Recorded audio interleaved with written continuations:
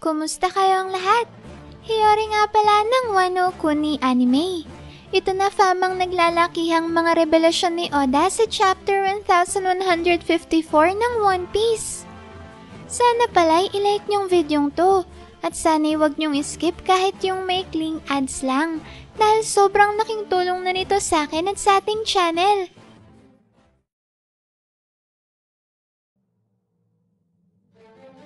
Ang chapter na to ay pinamagatang Unable to Die. At dito may muling nagpapatuloy ang flashback ng buhay ni King Harald, kasama na rin ang mga mahalagang kaganapan na nangyari sa Elbaf sa ilalim ng kanyang pamumuno. Isa nga sa mga pangyayaring yan ay ang insidente ng pagwawala ni Big Mom sa isang village sa Elbaf, sa kalagitnaan ng pagdiriwang ng Winter Solstice Festival. Sa panahong ito ay 5 taong gulang pa lamang si Big Mom, subalit ang pag-amok niyang ito ay nagresulta sa pagkawasak ng nasabing giant village at pagkasawi ng isa sa pinakamatandang mandirigmang giant sa Elbaf na si Cascade Beer Jorul.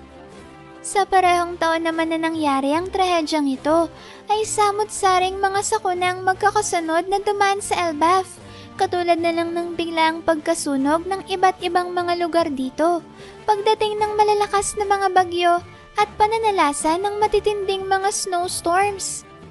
At ang walang tigil na paghagupit ng mga kalamidad na ito ang siyang naging dahilan upang magkaroon ng napakatinding taggutom sa buong kaharian ng Elbaf. Sa sumunod na panel naman ay lumipat na ang eksena sa loob ng kastilyo, kung saan makikita natin si Queen Estrid na sinisisi kay Prince Loki ang lahat ng mga masasamang bagay na nangyayari sa Warland.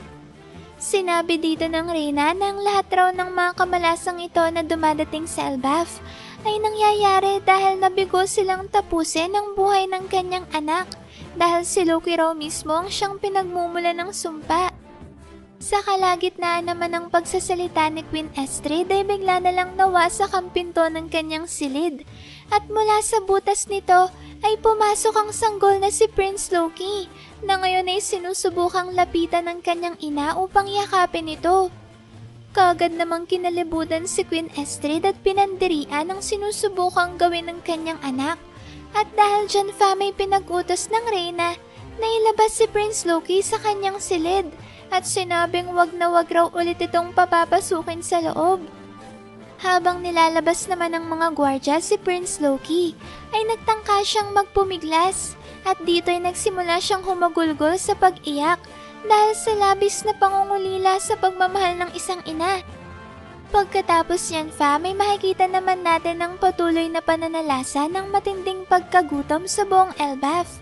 At sa sobrang lalanga ng sitwasyon ay niisip ng ibang mga giants na lumusob na sa mga kaharian ng mga tao at sapilitang nakawin ng mga supply nila ng pagkain nang sa gayon ay may makain ng kanilang mga pamilya. Mabuti na lang at may mga giants pa rin at tumutol sa ideyang ito na sinasabing hindi na raw nila maaring gawin ang bagay na yon dahil magdadala ito ng kahihiyan sa Elbaf. Lalong-lalo na at ganito na ang umiiral na batas ngayon sa kanilang bansa. Yun nga lang sa kabila ng pagiging mapayapa ng ibang giants, ay meron pa rin talagang ibang bahagi ng Elbaf na hindi na napigilan ng pagkakaroon ng mga kaguluhan. At ito ay dahil sa mga giants na naninirahan sa Hunter's Village, na ngayon ay nagsimula ng salakayan ng iba pang mga bayan upang nakawin ng mga nakaimbak nilang pagkain. Kaya naman dahil dyan may napilitan ng ibang mga giants na lumaban at depensahan ang kanilang mga sarili. Sinabi dito ng narrator ng kwento na ang kalamidad raw na ito na nananalanta sa Elbaf ay ang naging mitya upang mag-away-away ang mga giants. At ang pag-aaway na ito naman raw ay nagresulta upang mas humaba pa ang nararanasang taggutom ng mga mamamayan. At ang mas matindi pa dyan, ay nasamahan pa ito ngayon ng pagdanak ng dugo dahil sa nangyayaring kaguluhan.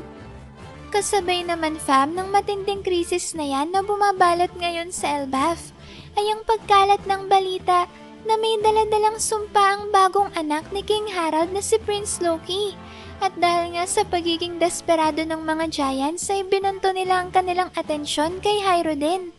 Sinabi dito ng ilang mga giants na dahil nga raw si Hyrule ng kapatid ng Accursed Prince ay tatapusin nila ang kanyang buhay upang magsilbing alay nang sa gayon ay matapos na ang mga kalamidad na ito na nananalasa sa buong Elbaf. Bago naman tuluyang makalapit ang giant kay Hyrule, ay kagad siyang pinagtanggol ng kanyang ina na si Aida.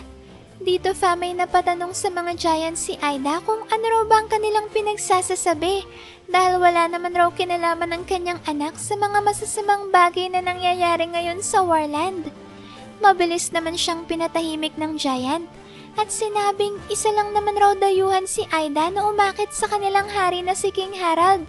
At pagkatapos niyan ay wala ngang kung ano-ano ay mabilis na inatake ng giant na ito si Aida at ang kanyang watang anak na si Hyrule. Mabuti na lang at dumating sa tamang oras si King Harald at mabilis na napabagsak ang umaataking giant. Napaiyak naman habang nagpapasalamat ng mag-inang sina Aida at Hyrule dahil sa pagliligtas sa kanila ng hari. Hindi naman nga makapaniwala ang mga giant sa kanilang nakikita dahil nandito na pala ngayon sa Elbaf ang kanilang hari na si King Harald. Dito ay pinakiusapan ni King Harald ang kanyang mga nasasakupan na wag nang mag-away-away pa at tumigil na sa pananakit sa kanilang mga kababayan. Sinabi dito ng hari na nasa gitna raw siya ng pakikipag-ugnayan sa iba't ibang mga bansa nang dumating sa kanyang balita ng pagkasilang ng kanyang anak na si Loki at nang nangyayaring matinding taggutom ngayon sa Elbaf.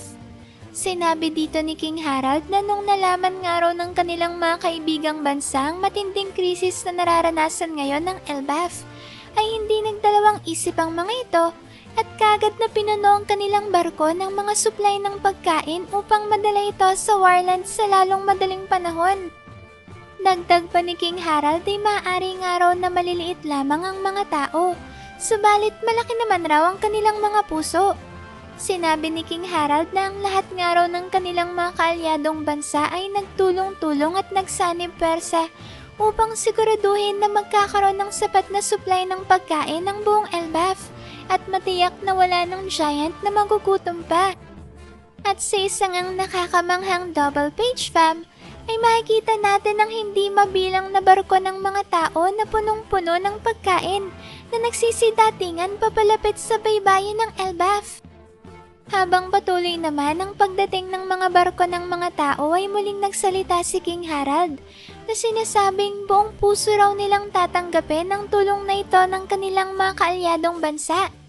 Sinabi ng hari na busugin raw ng mga giants ang kanilang mga tiyan at punuin ang kanilang puso ng pasasalamat sa kanilang mga kaibigan. At sa oras raw na kailanganin naman ng mga tao ang kanilang tulong, ay ituturing nila itong responsibilidad na matulungan pabalik ang kanilang mga kaibigan. At bilang panghuling mensahe naman ni King Harald, ay sinabihan niya ang mga mamamayan ng Elbaf na palaging tandaan na ang maliit na mundong ito raw ay umiiral upang kapwa pagsaluhan ng parehong mga lahi ng mga tao at lahi ng mga giants. Sa kabila naman ng magandang pangyayaring yan sa Elbaf, may nagpatuloy pa rin si Queen Estrid sa pagkakalat niya ng balita na ang sumpang daladala ni Prince Loki ang siyang pinanggagalingan ng lahat ng mga trahedyang dumadaan ngayon sa Elbaf. At kahit nga hanggang sa kanyang huling hininga ay patuloy niyang sinisi ang kanyang anak sa lahat ng mga kamalasan na dumating sa kanyang buhay. At hanggang sutuluyan nang ang bawian ng buhay ang reyna dahil sa malubha nitong karamdaman ay pawang matinding pagkamuhi lang ang kanyang naipadama sa kanyang kaisa-isang anak na si Prince Loki. Sa sumunod na panel naman may makikita nating umiiyak si King Harald sa burol ni Queen Estrid dahil hindi na niya naabutang buhay ang reyna. Ang hindi naman inaasahang pagkasawi na ito ng reyna ay naging dahilan upang mapaniwala ang mga giants sa kanyang sinabi na may dalandalang ang matinding sumpa si Prince Loki at kasama na rin nga sa sumpang ito ang pagkamatay ni Queen Estrid. Sa kabila naman ng kumalat na masamang balitang ito tungkol kay Prince Loki ay nanatili pa ring magiliw sa kanya si King Harald. Sa puntong ito na rin pala nagkaroon ng pering ang mga mata ng Accursed Prince. Dito'y sinabi ng mga tagapagsilbi ng kastilyo kay King Harald na piniringan daw nila ang mga mata ng prinsipe dahil sa karamdaman nito sa kanyang mga mata. Napansin naman ni King Harald na tila raw ba hindi niya pa nakikitang ngumiti kahit isang beses man lang itong si Prince Loki. Kaya naman naisip ni King Harald na baka raw nagluluksa pa rin ang kanyang anak dahil sa pagkamatay ng kanyang ina. Napansin rin dito ng hari ang mga tila bagasgas at sugat sa buong katawan ng kanyang anak. Hindi naman masabi ng mga tagapagsilbi sa kastilyo na ang mga gasgas na ito ay resulta ng ginawang pagtapon ni Queen Esther kay Loki pababa sa underworld. Sinabi dito ng narrator ng kwento na kahit nga raw sa murang edad nito na ilang buwan pa lamang ay sinukuha na ng buong pagkatao ni Prince Loki ang pagmamahal. Pagkatapos yan may makikita naman natin sa mga sumunod na panel na nag-focus na si King Harald sa pagsasaayos sa buong Elbaf. Dito ay nagpatayo ng mga tulayang hari na magkokonekta sa iba't ibang mga village sa Warland, na siya namang magpapaganda sa kalakalan at komunikasyon sa pagitan ng mga giants. Dahil sa mga ginawang ito ni King Harald ay natapos na sa wakas ang matinding unos na sumabit sa Elbaf. Kaya naman nagpatuloy na ulit ang hari sa pakikipag-ugnayan sa iba pang mga bansa sa mundo. Dahil naman sa pagiging labis na abala ni King Harald ay nawala na siya ng oras. At ang pag-aalaga kay Prince Loki ay naiatang sa kapatid ng kanyang namayapang ina na si Queen Estrid. Pagkatapos yan may makikita naman natin si Aida sa sumunod na panel na ngayon ay lumipat na sa Underworld, kung saan sila magsisimulang manirahan ng kanyang anak na si Hyrule. Napatanong pa nga si Hyrule sa kanyang ina kung hindi raw ba delikadong manirahan sa Underworld dahil sa mga halimaw na nakatira doon. Sumagot naman si Aida at sinabing ang cute-cute raw ng kanyang anak sa tuwing ito ay nag-aalala. Subalit ligtas naman raw sila doon dahil may dagat na namamagitan sa kanila at sa mga halimaw. Kaya naman hindi raw magtatangkang lumapit ang mga ito. Dito may makikita natin na nagtayo pala si Aida ng isang negosyo at ito ay isang tavern o inuman. Ito rin yung parehong lugar kung saan natin nakita si Shanks sa nakikipag-inuman kina Dory at Broggy sa kalagitnaan ng Egghead Arc. Sinabi pa nga dito ni Aida na kung saswertahin raw siya at lalago ang kanyang negosyo ay baka makatulong pa siya kay King Harald. Sa puntong ito naman ay lumipas ang ilan pang panahon. At ngayon ay mapupunta na tayo sa 56 na taon sa nakaraan mula sa kasalukuyang takbo ng kwento. Dito may makikita natin sina King Harald at Elder Jarul na pinag-uusapan ng ginawang pagdalo ng hari sa naganap na reverie sa Marijua. Ikinwento dito ni King Harald na pinuslit raw siya bilang gwardya ng isa sa kanyang mga kaibigang hari, kaya naman nagawa niyang makapasok sa Holy Land. Sa kasamaang palad nga lang raw ay hindi niya nagawang makipag-usap at makapagtanong sa world government dahil mabubuko ang kanyang totoong katauhan. At kung hindi nga raw naganap ang insidente ng pagpatay sa reverie, ay siguradong nahuli na siya ng world government doon. Sumagot naman si Elder Jarul at sinabing kung sakali man nga raw na nahuli si King Harald, ay meron pa raw itong mas malaking problema na kailangang harapin. At ito raw ay tungkol sa Galera Warhammer Company. Sumagot naman si King Harald at napatanong kung ang tinutukoy raw ba ni Elder Jarul ay ang grupo ng mga giants na gumagawa ng barko at may daladalang mga armas na Warhammers. Ang buong akala raw kasi ni King Harald ay isa lamang kwentong alamat ang grupong yon. Sumagot naman si Elder Jarul at sinabing nagkakamali raw si King Harald dahil totoo raw ang samahan ng mga giants na yon at naglalayag raw talaga ang mga ito sa iba't ibang bahagi ng mundo. Katunayan nga'y nakatanggap pa si Elder Jarul ng liham mula sa kanila na nagsasabing meron daw nakagawang humuli sa kanilang grupo. Napatanong pa nga dito si Elder Jarul kung maniniwala raw ba si King Harald na may kayang humuli sa higit 100 mga mandirigma ng Elbaf na kinabibilangan ng mga miyembro na nagmula pa sa lahi ng Ancient Giants. Sumagot naman si King Harald at tinanong si Elder Jarul kung sa tingin raw ba nito ay world government ang nakainkwentro ng mga giants na yon. Sumagot naman si Elder Jarul at sinabing wala raw duda na nakipagharap ang nasabing grupo ng mga giants sa isang malakas na kalaban. Subalit nabaon na raw sa pinakakailaliman ng karagatan ng kasaysayan ng mga giants ng Galera Warhammer Company.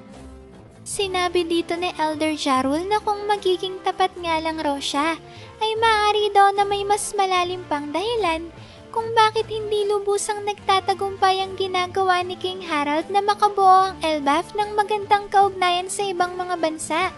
At ang dahilan raw na ito ay walang kinalaman sa hari, kundi sa iba pang mas malalim na bagay. Napatanong naman ulit si King Harald at sinabing may hidwaan raw ba na humahadlang sa pagkakaisa ng iba't ibang mga bansa at kaharian? Sumagot naman si Elder Jarul at sinabing sa ngayon ay mga bulong-bulungan pa lang ang tangi niyang nasasagap tungkol sa bagay na to. Subalit ang tangi niya raw makukumpirma ay ang kwento ng mga nagyalong hukbo ng mga mandirigmang giants. At base raw sa kwentong to, ay mukhang ang lahi ng mga giants sa itunuturing ng mga kalaban ng malaking bahagi ng mundo. Sumagot naman si King Harald at sinabing ano pa man ang humarang sa kanilang layunin na maiugnay ang Elbaf sa mundo ay kanyang haharapin at sisikapin na malampasan. Sa sumunod na panel naman may lumipat ang eksena at ngayon ay makikita natin si Prince Loki na tila ba minamaltrato ng kapatid ni Queen Estrid na nag-aalaga sa kanya. Pagkatapos niya ay mabilis na lumipas ang ilang pang mga taon kung saan unti-unti na ring lumaki ang Accursed Prince at sa loob ng panahong yan ay ilan pang mga trahedyang nangyari katulad na lang ng pagkamatay ng Horse of Fortune na niregalo ni Queen Estrid kay King Harald at ang pagkasawi ng nag-aalaga kay Prince Loki na natagpo ang nakahandusay ang walang buhay na katawan sa Underworld. Sa sumunod na panel naman ay lumipas ulit ang ilang mga panahon at ngayon ay makikita na natin ang mga pangyayari 48 taon bago ang panahon sa kasalukuyan. Dito may unti-unti nang nagbungang mga pagsisikap ni King Harald. At sa panahong ito ay nagsimula na ring umunlad ang kalakalan sa pagitan ng mga villages sa loob ng Elbaf. Kaya naman ang buong kaharian ay mas lalo pang tumibay at nagkaisa. Makikita natin dito si King Harald na nagsasagawa ng isang talumpati sa mga mamamayan ng Elbaf, kung saan binahagi niya ang kanyang pangarap na magkaroon ng Elbaf ng magandang relasyon sa lahat ng mga bansa sa mundo. Sa parang ito raw ay magiging welcome ang lahat ng mga lahi ng mga giants, kahit saang bahagi pa man sila ng mundo mapunta. Labis namang kinatuwa ng mga giants ang talumpating ito ng hari, na sinasabing si King Harald ng araw ang may tuturing nilang pinakamagaling na hari sa buong kasaysayan ng Warland. Sa dulo naman ng panel na yan may makikita natin na nilapitan si Hyrule ng grupo ni Prince Loki. At dito'y sinubukan nila itong asarin na sinasabing anak raw siya sa labas ng hari at si Prince Loki ang totoong tagapagmana ng trono. Sa sumunod na panel naman ay bigla na lang nataranta ang mga giants at nagsimulang magsipasok sa kanilang mga bahay at isara ang kanilang mga pintuan. Dito may pinagtago ng mga giants ang kani-kanilang mga anak na sinasabing bakit raw ngayon pa ito nangyari kung kailan kaalis lang ni King Harald sa Elbaf upang ipagpatuloy ang kanyang paglalakbay. Pagkatapos niyan may makikita naman natin na kaya pala gano'n na lang ang takot ng mga giants ay dahil kasama pala ngayon ni Prince Loki ang mga naglalakihang mga halimaw na nagmula pa sa Underworld. Dito may inutusan ni Prince Loki ang kanyang mga kaibigang halimaw na atakihin ng mga giants na sinasabing ang Elbaf ang siyang pinakamalakas na bansa sa mundo, kaya naman hindi raw nila kinakailangang manatili sa Warland ang mga mahihinang nilalang. Sa puntong to may muli naman nating maririnig ang narrator ng kwento na sinasabing dahil nga raw sa labis na pagkamuhi na umaapaw sa kalooban ni Prince Loki ay naghasik ito ng matinding kaguluhan sa Warland. Makikita nga natin dito si Prince Loki na masayang-masaya sa kanyang ginagawa, habang ang mga mamamayan naman ay takot na tumatakbo papalayo sa Accursed Prince at sa mga kaibigan niyang halimaw mula sa Underworld. Pagkatapos yan fam, may makikita naman natin si Hyruden na sinusubukang sawayin si Prince Loki. Sinabi dito ni Hyruden na dugo at pawis raw ang inialay ng kanilang ama upang maitatag lang ang village na ito. Tapos ngayon ay sisirain lang raw ni Prince Loki ang lahat ng pinaghirapan ng hari. Kaagad namang nainis ang accursed prince dahil sa pagtawag ni Hyruden ng ama kay King Harald. Sinabi dito ni Prince Loki na hindi niya raw maintindihan kung bakit sinasayang pa ni King Harald ang kanyang panahon para lang makipagkaibigan sa mga insektong mga tao. Sumagot naman si Hyruden at sinabihan si Prince Loki na kailangan raw nilang makita ang mga bagay-bagay sa pananaw ng bawat isa. Dagdag pa ni Hyruden ay hindi raw porket mas malaki si Prince Loki ay mag-aasta na itong mayabang sa kanyang kapwa. Nagngingit-ngit namang sumagot si Prince Loki at sinabing ang pagyayabang raw ay kanyang karapatan dahil siyang prinsipe ng Elbaf. Sa dulo naman ng panel ay bigla na lang hinambalos ni Prince Loki si Hyruden at sinabing sino raw ba si Hyruden sa akala niya at iniisip niyang pwede siyang sumagot pabalik sa prinsipe. Makikita naman natin si Gerd sa sumunod na panel na lalapitan na sana si Hyruden upang tulungan ito. Subalit kagad siyang pinigilan ni Goldberg. Sinabi dito ni Goldberg na wag nang makialam si Gerd dahil iisipin raw ni Prince Loki na kaibigan siya ni Hyruden. At kapag nangyari yun ay si Gerd naman ang sunod na bubugbugin ng accursed prince. Dali-dali namang binatukan ni Gerd si Goldberg habang sinasabing kaibigan naman raw talaga sila ni Hyruden. At pagkatapos niyan, ay kagad na ngang nilapitan ni Gerd ang kanilang kaibigan upang tingnan ang kalagayan nito. Mukhang nainis naman si Prince Loki nang makita ang ginawa ni Gerd. Subalit sa sunod na panel ay muli pa rin niyang inasar si Hyruden. Sinabi dito ni Prince Loki na nakakaawa raw ang kalagayang ito ni Hyruden at sa sobrang pandidiri nga ay nasusuka siya dito. Sinabihan pa nga ng accursed prince ang grupo ni Hyruden na pawang may hina raw ang mga ito, kaya sila nagsasama-sama. At ang dahilan raw ng pagiging mahina ni Hyruden ay ang maduming dugo ng kanyang ina. Sinubukan namang sawayan ng gwardya ng kastilyo si Prince Loki na sinasabing parang sumusobra na raw ata ang accursed prince dahil anak pa rin naman daw ni King Harald si Hyruden at isang prinsipe ng Elbaf. Pagkasabi nga niya ng gwardya ng kastilyo fam ay kagad naman siyang inatake ni Prince Loki at sinabihang wag na wag raw niyang tatawaging isang prinsipe si Hyruden. Sa puntong ito ay muli namang nagsalita ang narrator ng kwento at sinabing nagpatuloy raw sa paghahasik ng kaguluhan sa buong Elbaf si Prince Loki. Subalit kahit ano pa man nga ang kanyang gawin ay hindi pa rin napupunan ng malaking puwang na nasa kanyang puso. Habang sinasabi yan ng narrator fam ay makikita natin ng accursed prince na napatitig sa isang ina na pinoprotektahan habang yakap-yakap ang kanyang anak. Ito ang nagtulak kay Prince Loki upang umakyat sa pinakamataas na bahagi ng Elbaf at magpatihulog pabagsak sa underworld. Subalit sa kabila nga ng pagpapatiwakal na ginawa ng accursed prince ay lumuluha nitong nasabi ang mga katagang I can't even die. Mukhang sobrang tindi talaga ng nararamdamang kalungkutan ni Prince Loki fam dahil sinubukan niyang tapusin ang kanyang sariling buhay. Mula naman sa kinahihigaan ng accursed prince sa may di kalayuan ay bigla-bigla na lang nahati ang tuktok ng isang bundok sa underworld at kasabay nito ay maririnig natin ang isang tinig na nagsasabing ano raw bang problema sa islang ito at bakit wala pa silang nakikita na kahit isa man lang na tao. Kaagad namang naalarma ang mga kaibigang halimaw ni Prince Loki at nagsimulang umalulong bilang pagbabanta sa mga kalaban na bigla na lang nagsisulputan. Habang umiyak naman nga ang accursed prince ay bigla siyang nilapitan ng mga misteryosong individual na sinasabing mukhang Elbaf na nga raw ang napuntahan nilang isla dahil isang batang giant ang nasa harapan nila ngayon.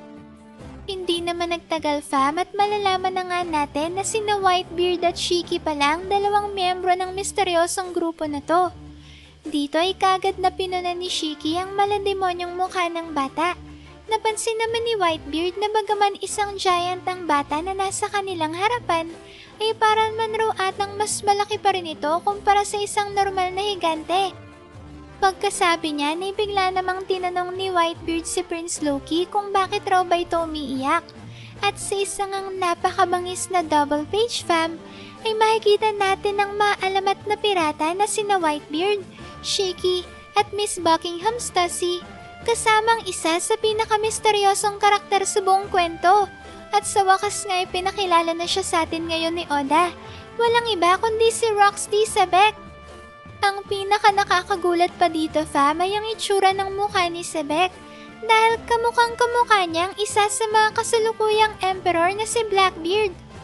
Kaya naman pala fam parang pinagbiyak na bunga sina Sebek at Teach, ay dahil si Blackbeard ay kumpirmadong anak ng maalamat na Rox Pirates Captain. Tamang narinig nyo fam, pinakilala nga si Sebek sa chapter na to bilang future captain ng Rox Pirates at ama ng emperor na si Marshall D. Teach. Isa lang ang ibig sabihin yan fam, mukhang kapareho lang pala ni Blackbeard si Ace, na sa halip na pangalan ng kanilang ama ay apelyido ng kani-kanyang mga ina ang kanilang ginamit. At sa halip nga ng Goldie Ace ay Portkas ang siyang ginamit na apelyido ni Ace. At sa halip naman na Rox D. Teach ay Marshall ang siyang ginamit ni Blackbeard. Kaya naman pala Saber of Sebek ang pangalan ng barko ng Blackbeard Pirates, dahil hango pala sa mismong ama ni Teach ang pangalan ng kanilang barko. Sa pagpapatuloy naman ng chapter ay makikita natin na si Sebek naman ang siyang nagtanong kay Prince Loki, kung saan sinabi niya sa Accursed Prince na sana raw ay oo lang ang kanyang maging kasagutan, dahil hindi raw siya tumatanggap ng sagot na hindi. Unang ang tinanong ni Sebek kung ang islang ito na nga raw ba ang Elbaf na kaharian ng mga Giants. At ang ikalawang tanong naman ay kung dito na raw ba nila matatagpuan ang giant na si Harald.